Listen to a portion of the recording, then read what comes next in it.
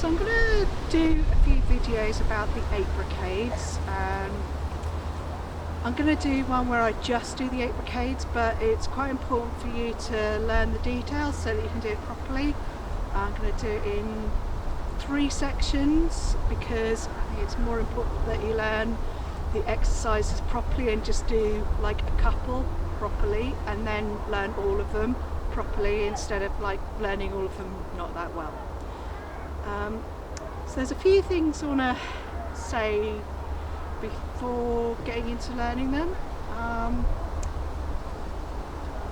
They're actually quite powerful exercises, like they set off quite strong energy flows in the body, and even though they seem like gentle exercises, they can actually have quite a strong effect. So they have a kind of effect of both sort of cleansing and energizing, I guess. I'm not going to go into Chi and chakras because I don't really know about that. I can only talk about how it affects me. Now, when I first started doing these, I used to try and do them not in the morning because I've never been a morning, not for years been a morning person, but I used to try and do them at like 12:30 in the afternoon, which is like first thing in the day for me more or less, and I found I couldn't really do them that well without getting really upset.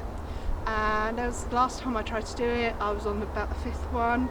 I basically had a breakdown. It was really terrible because it was actually setting off a lot of negative feelings that were really going around, and I was being really upset by them.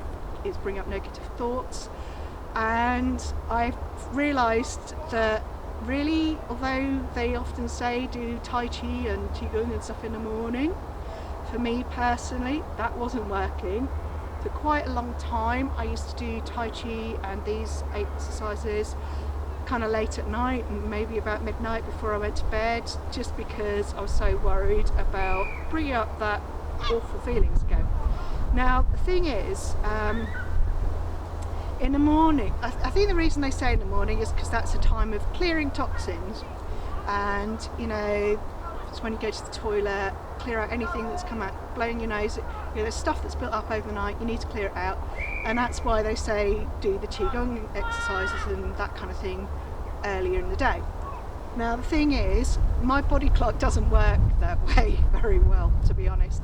I suffer from severe depression, and what for me that means is that my body doesn't really work, my brain don't really work earlier in the day. I actually don't feel like I can do much before 4 p.m. normally. I go to bed quite late, really late compared to most people, but that's how it works for me. So I tend to do them maybe 2 o'clock in the afternoon is probably about the earliest I would do these exercises for me personally. So like I'll meditate around 1 p.m. after I've had a pot of tea and stuff.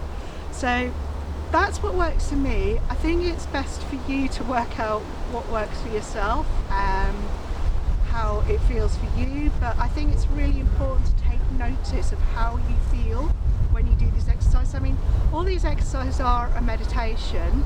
You need to think about, take notice of what's coming up and work out if you can deal with it at the time. If you can't, don't push yourself, is what I would say, to be honest with you. Another thing I found is that, I will normally do them in my living room where there's a sofa handy, and quite often I'll just like sit down for a few minutes. I won't do them all the way through. I'll do like 4 or 5, then sit down for a bit and then finish the rest. These are not exercises you really need to be gung-ho about. Don't feel like you really have to push through them or anything like that. Just be a little bit careful with them. And also I suggest that none of these you would need to do more than 5 times each unless it's specified. Some of them it's just specified to do 3. You don't need to do lots, okay? It's a bit like washing your face. You don't need to wash it loads and loads every time. I only do these about once a month at the most normally, because like I say, they can bring up quite I can find them a bit overwhelming. Also, I tend to do a lot of Tai Chi. I do Tai Chi regularly before I do my Kung Fu practice normally. It's just like a part of my normal training session. So I probably just feel the less of a need for it because of that. You really need to work out what's best for you. Make sure you have a quiet space to do it. Don't try and do these while you're likely to be interrupted. It's like with meditation, really, just be careful. Okay. So, this first one, I can't remember what it's called, but